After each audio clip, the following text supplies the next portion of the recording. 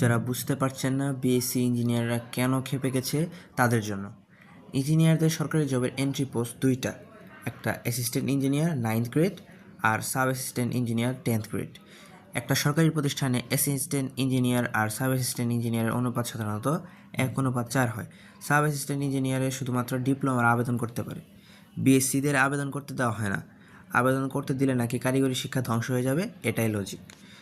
এখন ডিপ্লোমারা sub assistant ইঞ্জিনিয়ারে ঢুকে assistant ইঞ্জিনিয়ারের 50% প্রমোশন চাচ্ছে, আগে 33% ছিল। মানে একটা প্রতিষ্ঠানে 400টা সাব অ্যাসিস্ট্যান্ট ইঞ্জিনিয়ার আর 100টা অ্যাসিস্ট্যান্ট ইঞ্জিনিয়ারের পোস্ট, মোট 400 + 100 = 500 থাকলে 400 + 50 450 জনই হবে ডিপ্লোমা। মানে বুয়েট, টুয়েট, কুয়েট, চুয়েট থেকে একজন গ্র্যাজুয়েট যেই প্রতিষ্ঠানে যেই পোস্টে জব করবে, ডিপ্লোমা ডিগ্রিধারীও সেই প্রতিষ্ঠানের সমান সংখ্যক পদে জব করবে। ব্যাপারটি সুন্দর না? বর্তমানে সেই নিয়ম আছে 33% প্রমোশন, সেই নিয়মও মানা হয় না অনেক প্রতিষ্ঠানে। 50 থেকে 100% প্রমোশন পেয়ে অ্যাসিস্ট্যান্ট ইঞ্জিনিয়ার পদে বসে আছে।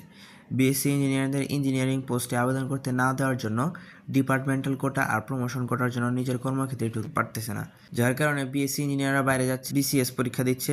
এখানেও তাদের প্রবলেম। তাদের 7 দফার একটা দাবি, বিএসসি ইঞ্জিনিয়াররা বিসিএস দিতে পারবে না।